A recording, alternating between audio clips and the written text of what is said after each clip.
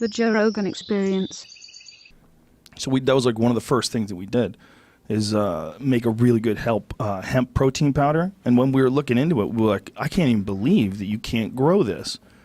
Like, it doesn't do anything to your consciousness. Zero. It doesn't affect you at all because it's related to pot. It's illegal.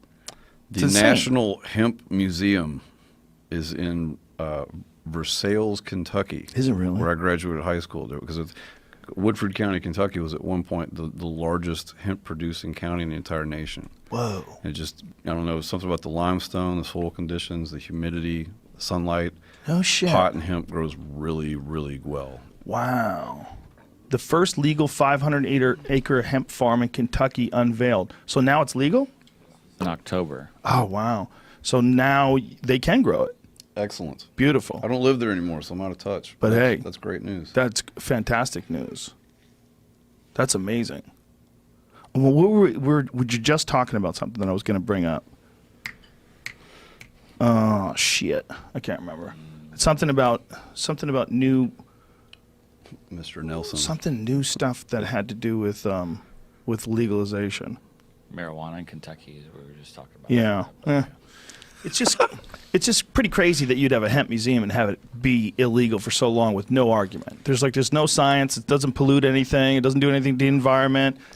The nation was basically built on it. Yeah. Like everything was made out of that shit. Did you ever see the first Henry Ford Model T where he made the fenders out of hemp and he's hitting it with a hammer? I did not know that. Dude, you got to watch this. We'll play this for you. It's the craziest shit ever. Henry Ford's very first car that he made the fenders out of hemp. And you're watching him hit this fucking fender with a hammer, and the hammer is just bouncing off the fender. Check this out. And this is crazy. I mean, I don't know, when was this? What did it say, Jamie? What was the time it said there? It was 1941. 1941. So in 1941, before it was illegal, so it was made illegal right around the time where alcohol prohibition had ended, and they needed something to go after. So then they started using the same guys to go after weed.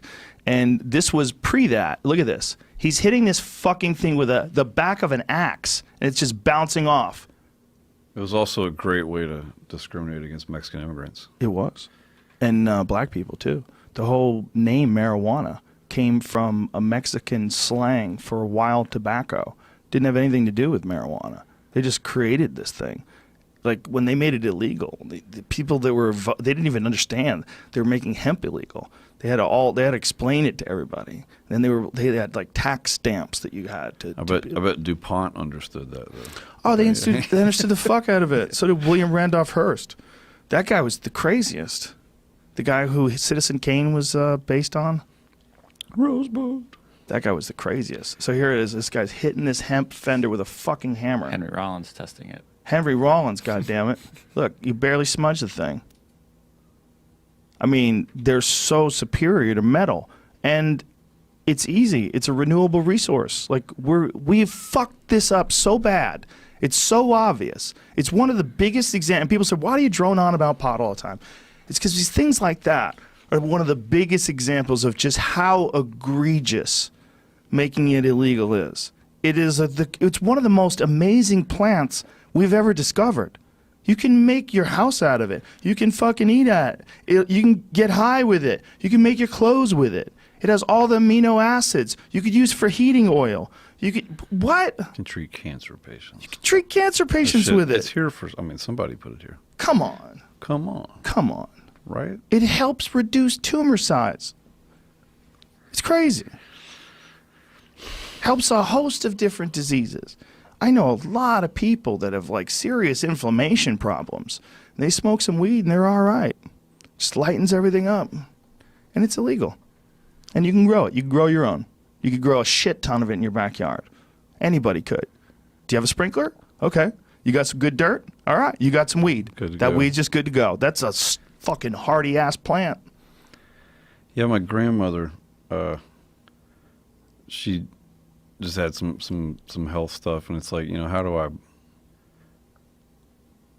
she's pretty old school, but like knowing there's this thing out there that isn't anything that these doctors are going to offer her that's just going to make her feel awful.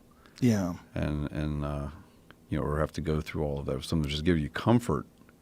and or ease nausea or make you want to eat food or those kind of things. Like, why wouldn't you want someone you love and care about to have that? But then at the same time, you know, you want to be the person trying to feed pot to your grandmother. You know? Yeah, it's a hard sell.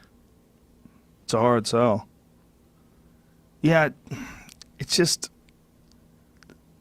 stunning how well propaganda from 1933 carried all the way the fuck to 2018. It's stunning. Is it? I mean, but it's almost 100 years. Yeah. With what we like, the amount of information that you can get on a subject now. Like, say, if you're the medical benefits of cannabis, just Google that, and you'll just start reading all the shit. Like, if it seems to me that enough people would go, wait, what are we doing? Like, why is it illegal?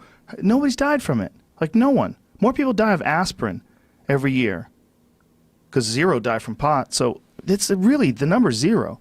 It doesn't mean that people aren't going to get high and walk into traffic. Some are gonna. But I think part of that is because we're not teaching people how to get high properly. Someone gets high for the first time, you let them take 10 hits. I wonder how many of those people that are getting hit by cars are actually looking at their phones. Could be a lot. They were high and looking at their phones.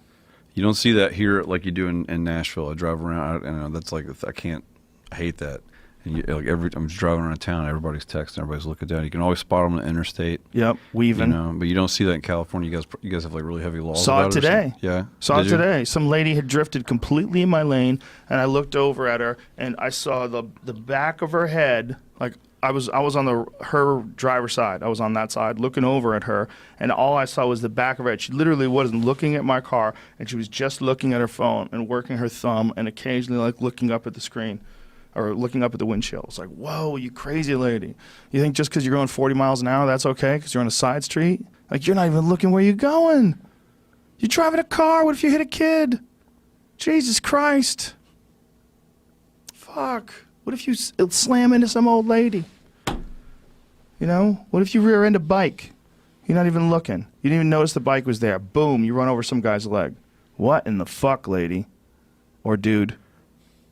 Maybe I was misgendering. I don't know. I don't know what her status is. You got to be real careful today, Sturgill. Man. Is it like that in Nashville? Is everybody like super I don't progressive? know, bro. I don't leave the house. I really don't have any idea. I just sort of... I think that's a good move. Yeah, you know. I like my kids. I mean, I'm somewhat aware of everything going on. It's surprising that none of that's really hit the music business as hard as it is. But... there's just, I try to just do my thing. Yeah. It's a weird world we're living in today. I would like us to figure this out better. I would like us to do just a little bit better job being nice to each other, getting our shit together.